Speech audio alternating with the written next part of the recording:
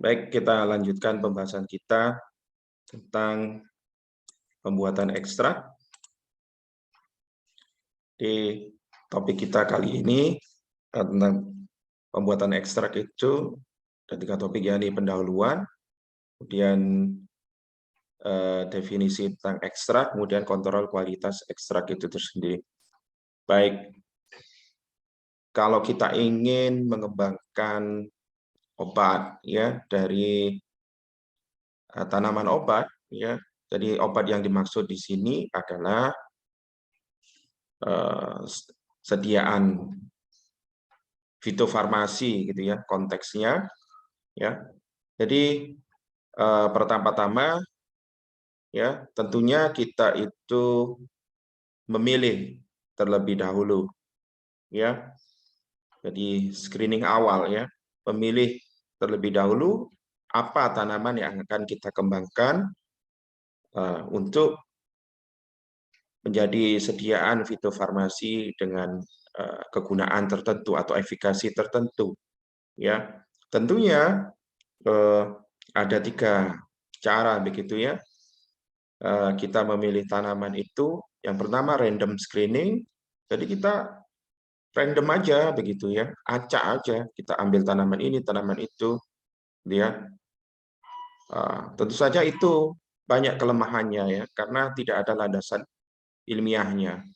Yang kedua, kita bisa memakai landasan fitokimia atau fitochemical ya, ataupun kita bisa pakai landasan kemotaksonomi.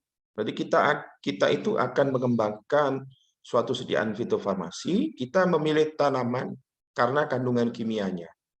Misalnya kandungan minyak atsiri untuk kita kembangkan sediaan antibakteri begitu ya. Sediaan preparat antibakteri begitu. Kemudian yang ketiga tentu saja kita itu dalam memilih tanaman kita melakukan pendekatan etnofarmasi ataupun etnofarmakologi ya, di mana kita memilih tanaman itu, tanaman tersebut memiliki background atau latar belakang dipakai di sistem pengobatan tradisional tertentu, dan ini yang terbukti di dunia sains begitu ya, ini yang lebih prospektif begitu ya, dan lebih memiliki manfaat gitu ya. Jadi obat-obat yang kita pakai sampai dengan saat ini sebagian besar memiliki landasan etnofarmasi ataupun etnofarmakologi. Baik, selanjutnya kalau kita sudah mendapatkan tanaman yang terpilih, ya, tanaman obat terpilih, maka kita proses dia menjadi simplicia, ya, simplicia atau crushed drug, dan kita lakukan ekstraksi sehingga kita hasilkan ekstrak, ya, dihasilkan ekstrak. Kemudian ekstrak tadi kita uji praklinik, ya, uji terhadap hewan coba, gitu ya, atau pharmacological eksperimental, ya, baik terhadap kultur sel, termasuk di dalamnya, ya, kultur bakteri, kultur organ, sampai kepada hewan coba, gitu ya. Kemudian karena ini ekstrak, kita perlu standarisasi, ya. Kita standarisasi senyawa markernya, senyawa aktifnya, atau senyawa yang bertanggung jawab terhadap efek farmakologi yang ditimbulkan oleh ekstrak tadi. Ya, kalau kita sudah melakukan standarisasi, kita juga uji preklinik, begitu kita dapatkan ekstrak terstandar. Ya, dari ekstrak terstandar ini kita bisa lakukan isolasi, ya, untuk mendapatkan isolat atau senyawa murni. Kadangkala dalam prosesnya diperlukan tahapan vaksinasi terlebih dahulu, ya, melewati tahapan vaksinasi terlebih dahulu, baru dari fraksi tertentu kita bisa mengisolasi, ya, ya. Namun demikian juga dimungkinkan juga kita itu dari tanaman itu kita juga bisa dapatkan isolat begitu ya. Tapi tentu saja yang paling umum itu kita buat ekstraknya setidaknya ya. Ya. Nah, dari isolat ini adalah senyawa tunggal, ya, senyawa tunggal. Ya. Kemudian seperti halnya ekstrak tadi, kita lakukan uji praklinik gitu ya, uji terhadap hewan coba. Dan juga kita lakukan karakterisasi. Karena ini sudah senyawa tunggal, berarti kita bukan standarisasi lagi namanya, tapi karakterisasi. Ya, spektra UV vis-nya bagaimana, spektra IR-nya bagaimana, spektra masanya bagaimana, ya, spektra NMR-nya bagaimana. Dan karena ini sudah diuji, maka kita dapatkan senyawa aktif, ya. Ya. Nah, senyawa aktif ini ya masih bisa kita modifikasi strukturnya, ya, sehingga kita dapatkan senyawa baru yang lebih baik, ya. Apakah dia itu lebih poten, lebih manjur, ya, efikasinya lebih meningkat, ataukah hanya dia itu efek sampingnya yang berkurang, ya. Baik. Kemudian senyawa aktif ini kita lakukan uji klinik. Nah, gimana kalau kita itu mengobati atau melakukan pengobatan dengan menggunakan senyawa tunggal? Ya, terapinya dinamakan sebagai farmakoterapi. Sebaliknya kalau di sini, ya, ketika kita sudah mendapatkan ekstrak terstandar, kita uji klinik ekstrak itu, maka kita dapatkan phytomedicine atau ini yang kita sebut sebagai sediaan fitofarmasi, ya. Ya. Kemudian kalau phytomedicine ini, kalau kita melakukan pengobatan menggunakan sediaan fitofarmasi ataupun phytomedicine ini disebut sebagai fitoterapi. Ya. Jadi fitoterapi itu pengobatan menggunakan bahan aktif dari tanaman, ya, yang dia itu multi compound. Berbeda dengan farmakoterapi, dia single compound atau senyawa tunggal. Kalau ini banyak senyawa di dalam satu ekstrak. Baik.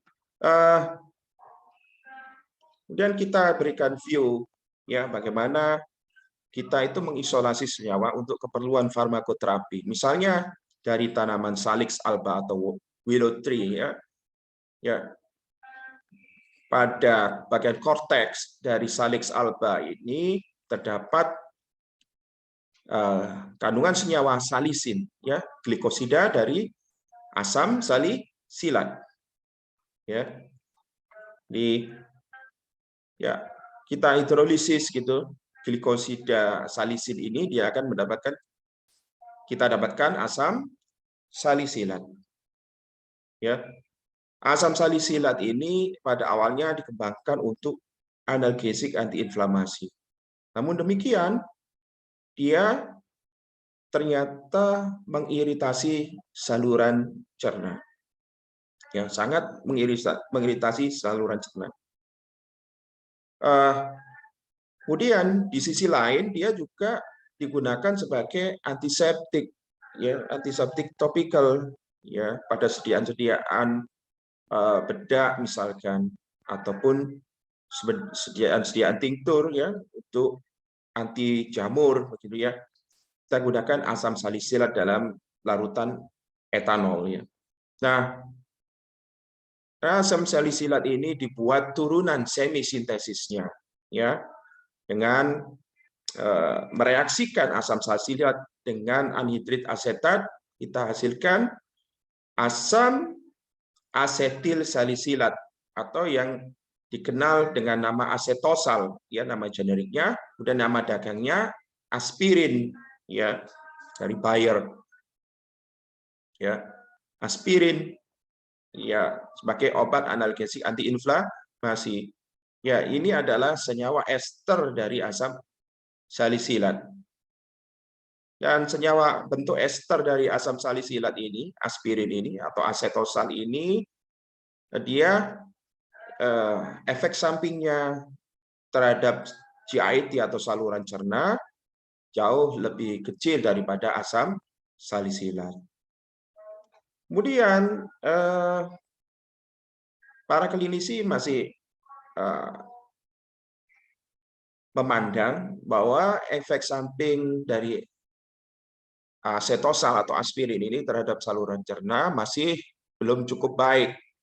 Oleh karenanya, kemudian dilakukan lagi turunan semi-sintetis dari turunan sintetis dari asam salisik.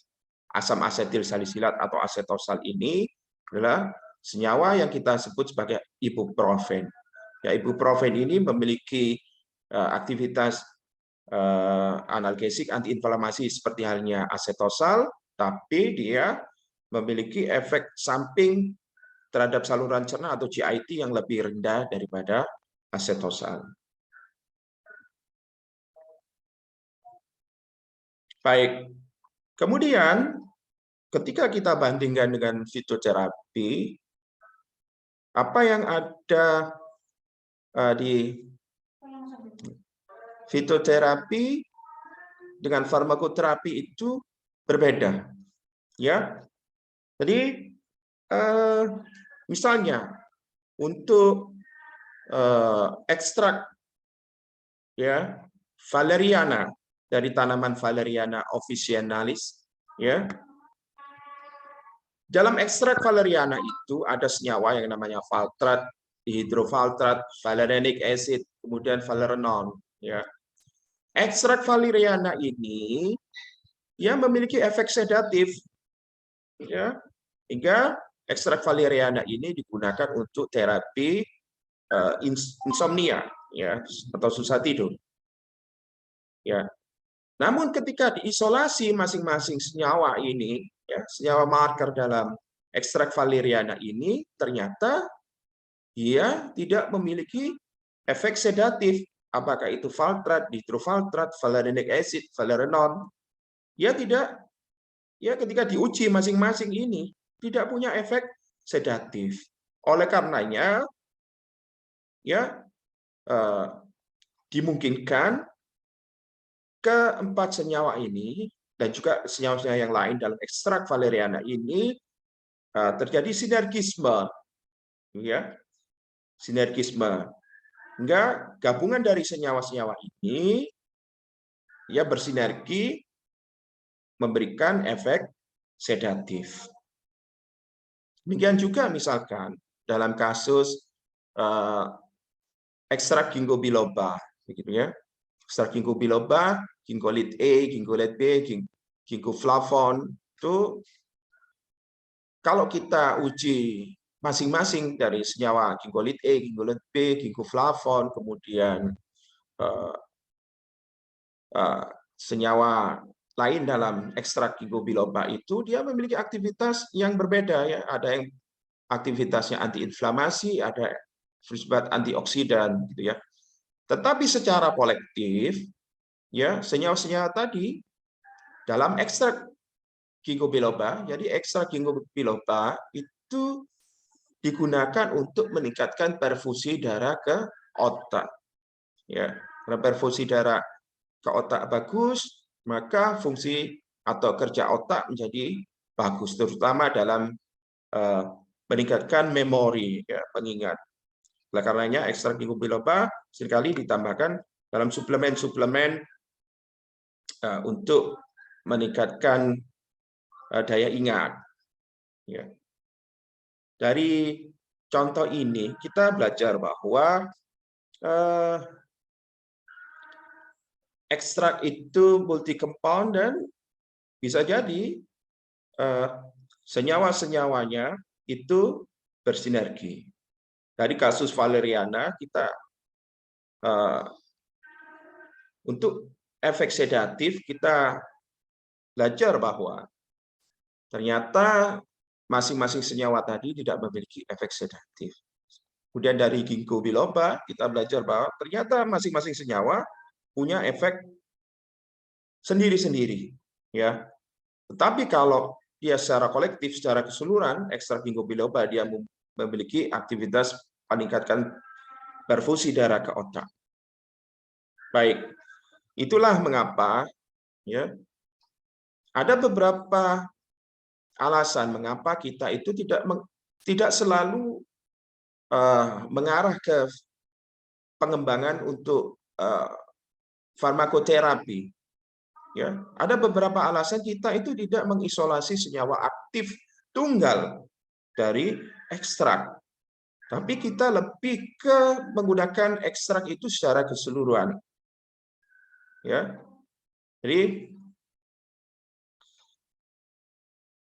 alasan pertama, ya, suatu ekstrak itu diketahui dia mengandung senyawa ya, berarti lebih dari satu yang dia itu memiliki aktivitas yang mirip, ya. Kemudian juga ada data kliniknya, ya, bahwa senyawa-senyawa tadi memiliki aktivitas yang mirip. Atau kalau ekstrak itu nanti ekstrak yang dimurnikan, yang akan kita bahas sebentar lagi, ya, telah terdokumentasi bahwa dia punya aktivitas atau dia punya efek klinik tertentu, ya, aktivitas klinik tertentu. Ya. Kemudian alasan kedua, mengapa kita tidak mengisolasi senyawa tunggal, ya. Kita tidak yakin, ya, apakah senyawa yang kita isolasi itu senyawa aktif, gitu ya. Atau kita tidak yakin yang mana senyawa aktifnya itu. Meskipun ya kalau senyawa-senyawa yang lain itu struktur kimianya diketahui, atau meskipun senyawa yang kita isolasi itu struktur kimianya diketahui, ya. Kemudian kita tidak mengisolasi senyawa aktif tunggal itu, ya, karena senyawa-senyawa tersebut itu diduga tidak stabil. Contohnya misalkan kurkuminoid, ya, kurkuminoid itu berisi kurkumin, desmetoksikurkumin dan bis-demetoksikurkumin, ya. Ketiganya selalu harus bersama di dalam kunyit, ya, dalam ekstrak kunyit. Ketika kita mengisolasi kurkumin dari kurkuminoid, ya, dia tidak stabil, ya, jadi sulit mengisolasi kurkumin tunggal, ya. Ya, dia selalu dalam bentuk kurkuminoid, ya, bertiga. Baik, kemudian alasan terakhir itu adanya sinergisme atau antagonisme. Kita lanjutkan. Kemudian ketika kita paham bahwa kita tidak selalu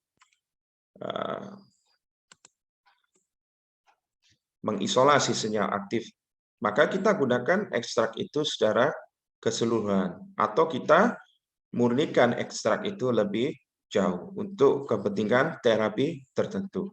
Baik, kemudian apa itu yang dimaksud dengan phytomedicine? Ya, di literatur dikatakan, ya, phytomedicine atau dalam konteks ini adalah sejenis fitofarmasi, begitu ya. Ya, jadi phytomedicine itu dikatakan produk dari tanaman, gitu ya, yang mengandung bahan-bahan dari tanaman, ya, bahan-bahan dari tanaman yang digunakan sebagai bahan aktif, ya, atau komponen aktif dari sediaan, ya. Apakah bahan aktif dari tanamannya itu berupa simplicia, ya, atau drug kalau di literatur itu, ataupun dari ekstrak, ya, ekstrak dari tanaman tersebut, ya. Kemudian dari ciri dari phytomedicine atau fitofarmasi itu, ya, ya, dia itu campuran senyawa, begitu ya.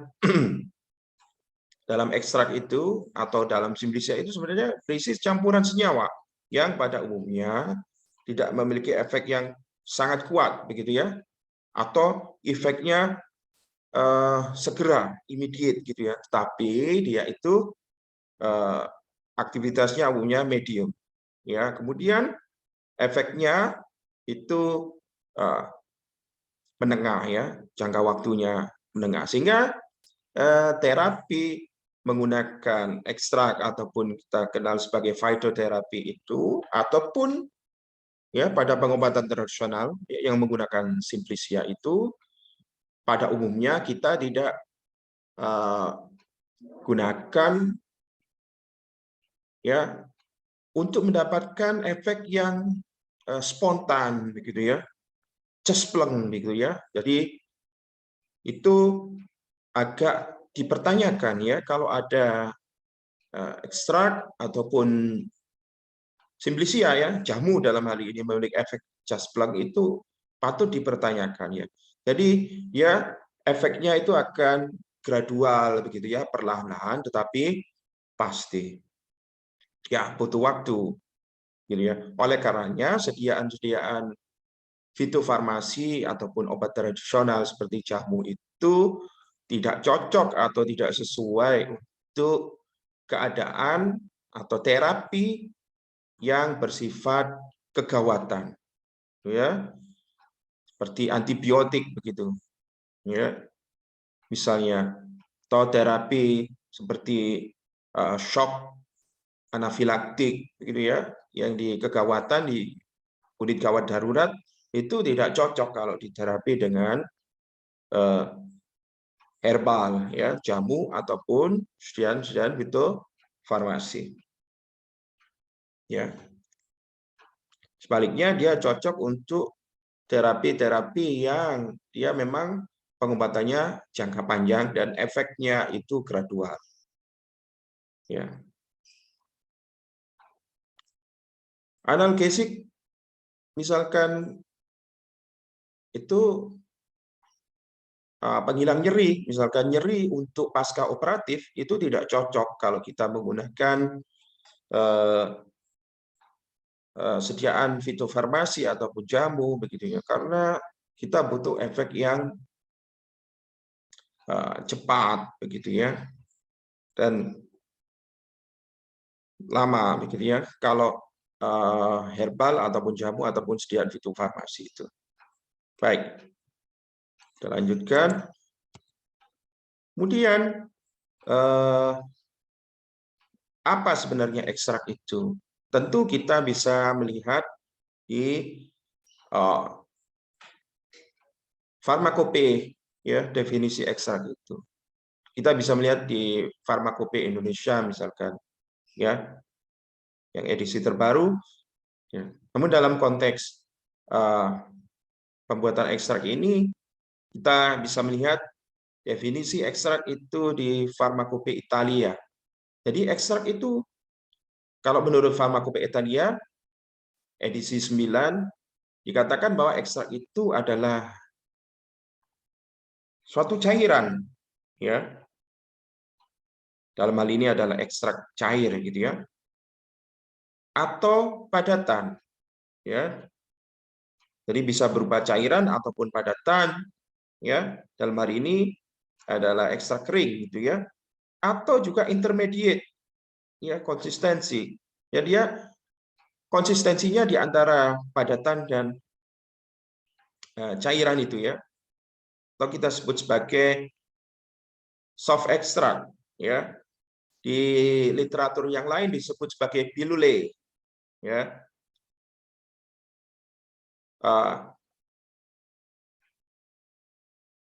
Konsistensinya itu semi padat, ya.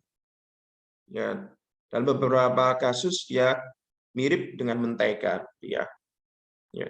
Jadi ekstrak itu adalah suatu cairan, suatu padatan ataupun suatu bahan semi padat, begitu ya, yang didapatkan dari simplicia, ya, yang dia digunakan sebagai bahan aktif dari sediaan tersebut, ya. Baik. Kemudian ekstrak itu dibuat ya dengan cara mengekstraksi ya secara keseluruhan, secara utuh gitu ya, secara ekshaustif ya biasanya ya, menggunakan pelarut yang sesuai dengan teknik maserasi atau perkolasi ataupun teknik yang lain yang sesuai ya kemarin ya minggu lalu kita bahas ya. Dari apa? Dari simplisia yang sudah direduksi ukuran partikelnya ya. Disesuaikan ukuran partikelnya ya. Kemudian dikatakan di dalam farmakope Italia itu dalam beberapa kasus ya simplisia yang kita ekstraksi itu perlu dilakukan perlakuan awal ya perlakuan pendahuluan, misalnya kita perlu inaktivasi enzim ya misalnya kalau kita itu ingin mengekstraksi gitu ya buah ya sebut saja misalkan buah genito begitu ya. Sementara di dalam buah genito itu kaya akan enzim polifenol oksidase ya atau disebut sebagai tirosinase. Polifenol oksidase ini dia aktivitas katalitiknya dia mengoksidasi ya senyawa polifenol ya tepatnya ortofenol menjadi ortodikuinon ya di mana senyawa hasil oksidasinya itu ya dia akan dioksidasi lebih lanjut ya dia dapat berpolimerisasi membentuk turunan quinon yang ya berwarna coklat ya toh biasa kita jumpai kalau di buah ya selain buah itu atau buah apel itu kalau kita iris begitu ya kita buat irisan melintang dan kita diamkan buah tersebut di udara terbuka 1 menit hingga 5 menit atau 10 menit dia akan mengalami browning atau pencoklatan. Itu adalah aktivitas dari enzim polifenol oksidase atau tirosinase. Nah, kita perlu menginaktivasi enzim supaya polifenolnya itu tidak banyak teroksidasi oleh enzim tersebut. Ya, misalnya kita bisa lakukan bleaching ya atau blanching ya, ada yang menyebutnya sebagai blanching, di mana buah itu setelah kita lakukan peeling segera kita kukus ya, jadi seperti destilasi uap begitu ya, dikukus ya dengan uap, diuapi uap air panas begitu ya, enzimnya akan inaktif ya. So, dalam dunia kuliner misalnya, bila kita ingin mendapatkan irisan buah apel yang dia itu tidak browning gitu, kita bisa tambahkan perasan jeruk nipis gitu ya kan. Itu senyawa-senyawa flavonoid dari perasan jeruk nipis itu dia berfungsi sebagai penghambat atau inhibitor dari enzim tirosinase. Sehingga enzimnya inaktif dan dia tidak menyebabkan browning buah apelnya. Kemudian perlakuan pendahuluan lainnya misalnya defatting atau penghilangan lemak ya. Termasuk penghilangan komponen-komponen yang tidak kita inginkan ya. Misalnya tadi lemak tadi atau lilin pada daun misalkan, bisa juga pada daun itu klorofil ya. Atau kita hilangkan tanin begitu ya. Baik. Kemudian pada kasus tertentu ya Bahan-bahan yang tidak kita inginkan ini kita hilangkan dengan setelah proses ekstraksi. Ya, jadi ketika sudah jadi ekstraknya itu kita proses lagi, ya, untuk menghilangkan senyawa-senyawa yang tidak kita inginkan. Ya, jadi senyawa-senyawa yang tidak kita inginkan itu kita ekstraksi menggunakan pelarut lain dari ekstrak yang sudah kita peroleh. Baik, selanjutnya kalau kita itu ingin mengembangkan sediaan fitofarmasi menggunakan ekstrak sebagai bahan aktifnya, tentu saja kita perlu melakukan kontrol kualitas dari ekstrak itu. Ya, yang pertama kita cek dulu bahan bakunya atau simplicianya.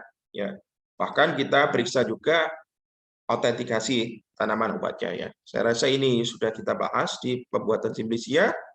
Ya, kemudian metode pembuatan ekstraknya. Ya,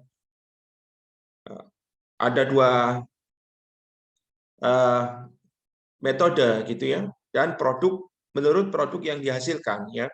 Jadi ada yang disebut sebagai ekstrak total dan ada yang disebut sebagai ekstrak terpurifikasi ya, atau purified extract ya. Kemudian kita lakukan adjustment quality ya. Jadi kita sesuaikan kualitasnya ya, mutunya ya. Jadi kita lakukan apa? Standarisasi. Bisa juga kita lakukan regulasi ekstrak. Ya, kita akan bahas satu persatu. Baik, di kontrol kualitas simplicia sudah kita bahas ya. Yang pertama itu mesti kita lakukan autentikasi tumbuhan obatnya ya. Ya, tanaman obatnya yang kita pakai bahan baku simplicia itu ya. Kita periksa makroskopiknya, mikroskopiknya, kemudian kita buat kromatografik fingerprint-nya ya, atau sidik jari kromatografinya, mungkin juga profil proteinnya atau profil DNA-nya. Ini semua sudah kita bahas. Kemudian metode produksinya ya, berdasarkan produk yang dihasilkan gitu ya. Di metode pembuatan ekstrak itu ya secara garis besar ada dua, total extract atau ekstrak total, kemudian purified extract atau ekstrak terpurifikasi. Baik, apa itu total extract?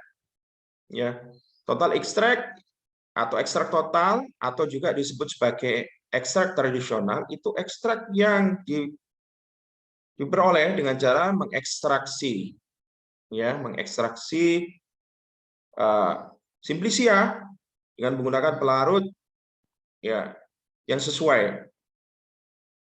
Di sini dikatakan bisa pelarut air ataupun pelarut hidroalkohol ya. Jadi kalau badan POM yang diizinkan adalah pelarut air, hidroalkohol ataupun alkohol. Alkohol yang dimaksud adalah etanol ya. Nah, alkohol yang masih bisa diminum dalam tanda kutip itu adalah etanol begitu ya. Baik. Ya, kalau di luar negeri itu pelarut-pelarut yang lain boleh digunakan untuk ekstraksi, asal bisa dibuktikan tidak ada residu pelarut pada produk akhir ekstrak atau ekstrak yang dihasilkan tadi.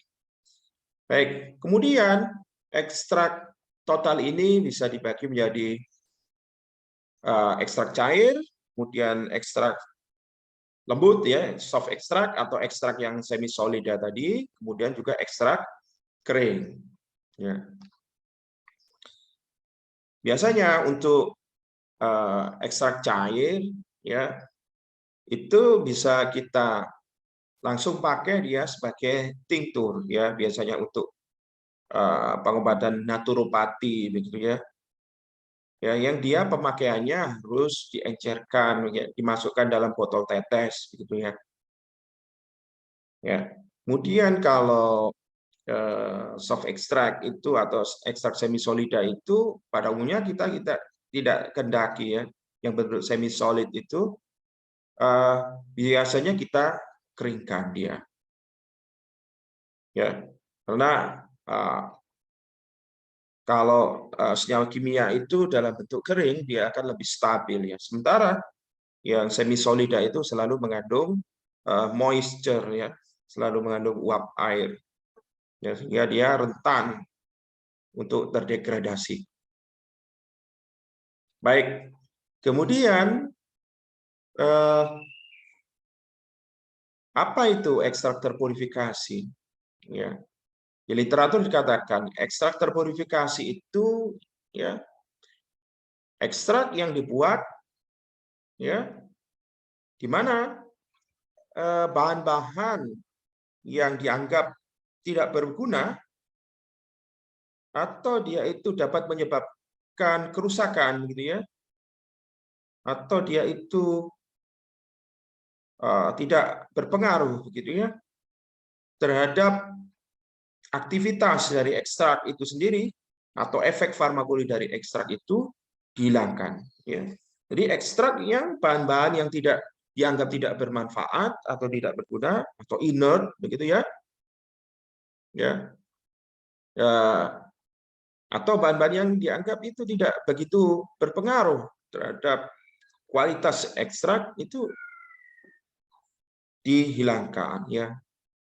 Di literatur dikatakan, di literatur lain, ya, bahwa bahan-bahan ini disebut sebagai balas. Balas ini terikut pada saat ekstraksi, ya. Contohnya garam-garam organik, ya, garam-garam organik yang dia memang secara natural atau secara alami dia memang berasal dari tanaman atau dari simplicia yang kita ekstraksi itu dia terikut terekstrak. Kemudian juga gula-gula itu, ya, itu dimungkinkan, atau karbohidrat, ya, karbohidrat kompleks, gitu ya, ya, terikut terekstraksi, gitu ya. Nah, gula ataupun garam-garam organik itu seringkali dia akan kita buang itu karena dia akan menimbulkan kesulitan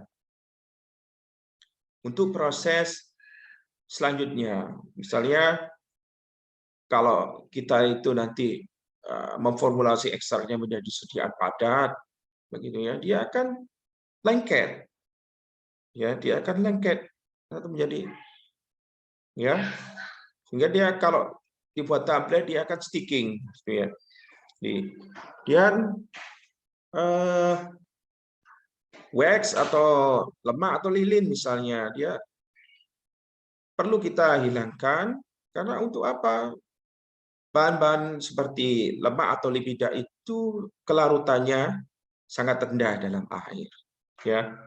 Sehingga bahan-bahan yang tadi itu kita buang terlebih dahulu agar kelarutan ekstrak kita itu menjadi lebih bagus, ya.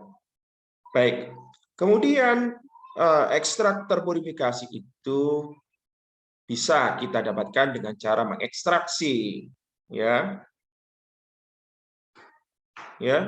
simplicia dengan pelarut yang tertentu yang selektif untuk menghilangkan senyawa inert tadi atau balas tadi, ya, dengan metode yang sesuai, ya.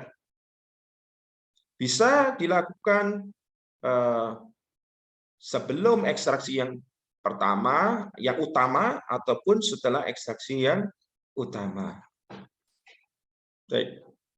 Nah, kemudian terkait ekstrak terpurifikasi ini, kita harus yakin, ya, kita harus meyakinkan, ya, kita harus dengan data-data ilmiah mengkonfirmasi, ya, bahwa ketika kita lakukan pemrosesan awal tadi atau pemrosesan akhir tadi terhadap ekstrak tadi, bahwa efek yang dikehendaki dari ekstrak tadi itu tetap, ya. Jadi jangan sampai kita membuang senyawa dalam ekstrak itu, tetapi padahal dia penting di dalam ekstrak itu, meskipun kelihatannya dia inert, ya. Misalnya seperti saponin ataupun polyphenol, ya. puntanid di dalam suatu ekstrak. Dia dianggap inert, tidak memiliki aktivitas gitu. Tetapi dia itu penting untuk proses absorpsi senyawa aktif di dalam ekstrak tersebut. Ya, tentu saja ini semua harus dibuktikan dengan data-data yang sahih, ya, data-data yang ilmiah, ya, melalui suatu penelitian, suatu riset, ya. Jadi kita harus yakinkan, ya, bahwa kualitas ekstrak itu tidak menurun ketika kita membuat ekstrak terpurifikasi, ya. Jadi pengurangan senyawa, yang penghilangan senyawa tertentu, pengurangan atau penghilangan senyawa tertentu di dalam ekstrak untuk membuat ekstrak purifikasi itu harus tidak berpengaruh terhadap kualitas ekstrak itu. Baik. Kemudian kita lihat apa contohnya ekstrak terpurifikasi itu, ya. Ya, misalnya di sini ada ekstrak sena, ya, yang mengandung senyawa golongan senosida, ya, dengan rentang 45 sampai 60%. Ya. Kemudian ekstrak frangula yang mengandung golongan senyawa hidroksi antrasena, ya. Jadi golongan senyawa, ya, berarti senyawanya banyak, ya, tapi dia termasuk golongan senyawa yang sama dengan rentang 20 sampai 25%. Kita bisa melihat atau mencari contoh ekstrak terpurifikasi itu di literatur ataupun di farmakopeia. Baik, kemudian kalau kita itu sudah memutuskan membuat apakah ekstrak total ataupun ekstrak terpurifikasi, ya, kita perlu proses yang selanjutnya yang namanya adjustment of quality atau penyesuaian kualitas, ya. Di apa itu sebenarnya adjustment of quality? Ya, jadi kita lakukan pengujian-pengujian yang penting terhadap ekstrak, ya. Misalkan karakteristik fisik dari ekstrak, kemudian kita lakukan standarisasi baik kualitatif maupun kuantitatif, kemudian penghilangan pengotor, ya, atau cemaran, ya, termasuk di sini adalah cemaran biologi, berarti total mikroba, ya. Nah, untuk proses adjustment of quality ini ada berbagai parameter, ya. Ada beberapa parameter, ya. Di Indonesia sendiri ada buku, ya, yang dikeluarkan oleh Badan POM, ya, sekira tahun 2000, ya, 2000 atau 2005, ya, parameter standar ekstrak, ya. Ataupun kita bisa memakai parameter, ya, misalnya dari WHO, ya, yang akan kita bahas di lain kesempatan, ya. Baik, misalnya karakteristik fisik itu pengujian, ya, penampakannya ekstraknya bagaimana, pH-nya bagaimana, kelarutannya, ya, total padatannya, total abu, ya. Kemudian juga kita lakukan uji bagaimana kelarutannya, ya, utamanya untuk ekstrak kering ataupun ekstrak yang semi padat tadi. Bagaimana ukuran partikelnya? Ini terkait dengan bagaimana apakah ekstrak kita itu memungkinkan nggak jika kita cetak langsung menjadi tablet, ya, tanpa melalui proses granulasi. Kemudian standarisasi kualitatif, ya, misalnya kromatografi, ya, pola kromatografi atau sidik jari kromatografi, ya. Ini perlu kita buat untuk apa? Untuk kita itu bisa membedakan dengan ekstrak yang palsu, ya. Jadi secara appearance, ya, penampakannya mungkin bisa sama gitu ya. Ekstrak kering, misalnya kita dapat suatu ekstrak kering, ya, atau kita kalau di industri gitu ya mendapatkan dari supplier yang berbeda, ya, untuk ekstrak tertentu. Ya, secara organoleptis mungkin sama gitu ya. Tapi ketika kita cek profil kromatografinya atau sidik jari kromatografinya bisa berbeda, ya, bisa saja dia dipalsukan, ya, adulteration, ya. Kemudian standarisasi kualitatif itu termasuk di dalamnya adalah penetapan kadar senyawa aktif, ya. Nah, penetapan kadar senyawa aktif itu idealnya tidak dilakukan hanya pada senyawa tertentu saja atau senyawa marker saja, atau penetapan kadar marker tunggal saja, atau 1, 2, 3 marker saja. Tetapi harus, ya, harus kita tetapkan kadar senyawa aktif itu sebanyak mungkin senyawa aktif itu kita ketahui kadarnya, ya. Misalnya ekstrak boldo begitu ya, itu kita tentukan kadar boldin, ya. Boldin itu alkaloid, ya.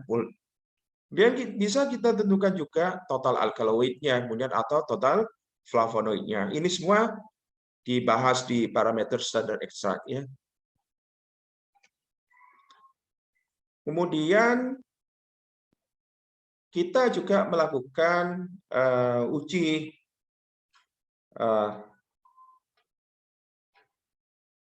ya, uji standarisasi kualitatif ini sebagai tambahan gitu ya, atau data tambahan atau data pelengkap, ya, dari standarisasi kuantitatif, ya, senyawa aktifnya itu. Kemudian kita juga perlu tadi menetapkan kadar golongan senyawa, ya, alkaloid total, flavonoid total, ya. Untuk di Indonesia kita bisa melihatnya di monografi ekstrak tumbuhan Indonesia.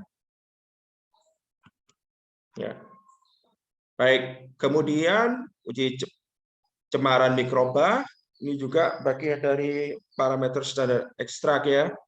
Jadi tidak boleh ada mikroba, ya, patogen di dalam ekstrak kita, ya. Kemudian berapa angka hitung bakterinya, ya, atau ALT-nya, angka lempeng total berapa gitu ya. Tentu saja kita bisa pakai standar yang berbeda-beda, apakah di CAS maupun di WHO. Baik. Kemudian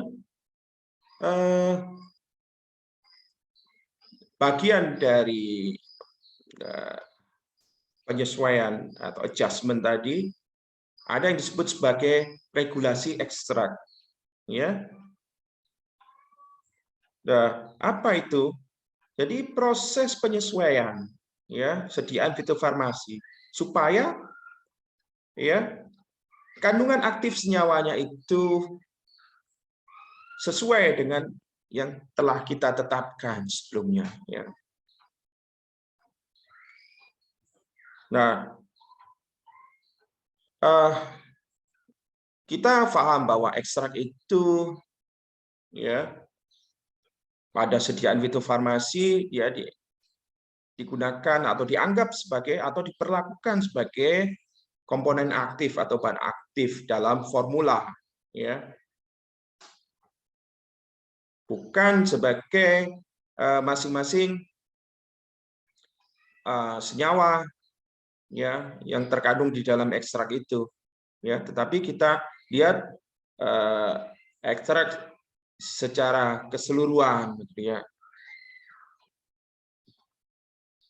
Kemudian kita tetapkan juga rasio dari senyawa aktif itu tetap tidak berubah, ya, pada batas-batas yang kita tetapkan sebelumnya.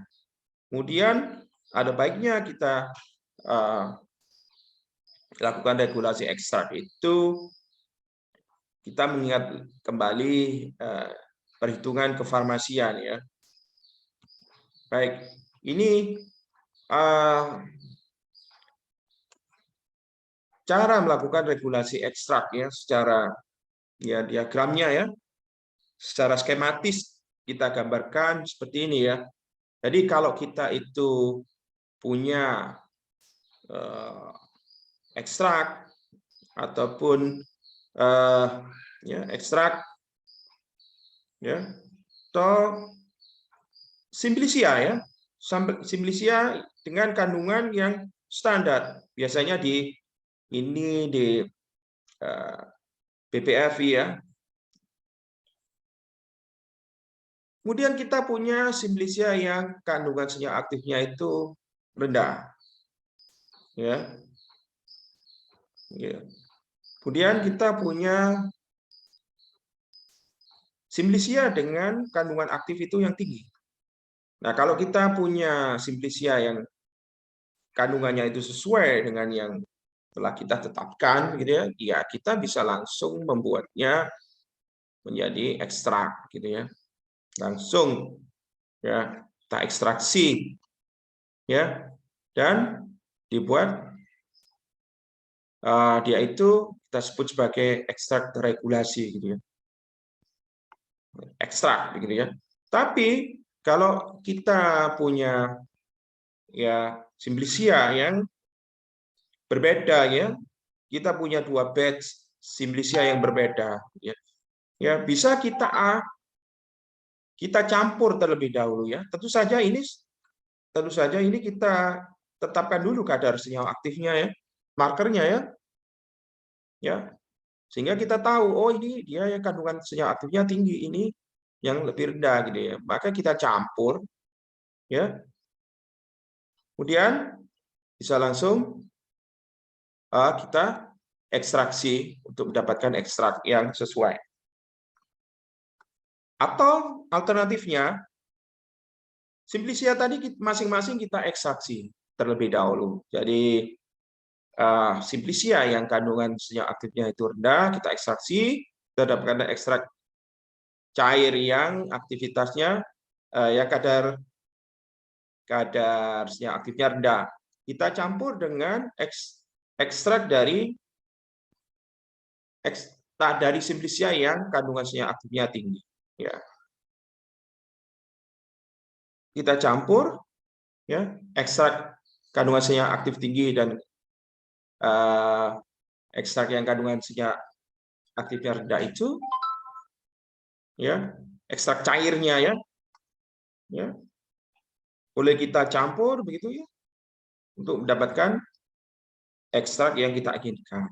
Atau dari masing-masing ekstrak cair itu tetap kita proses lebih lanjut ya, kita keringkan dulu sampai dia dapat ekstrak kering ya dengan kadar senyawa aktif rendah, dan ekstrak kering dengan kadar senyawa aktif tinggi kita campur untuk dapatkan ekstrak yang sesuai dengan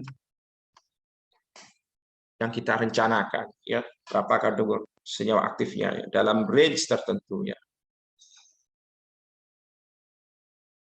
Baik,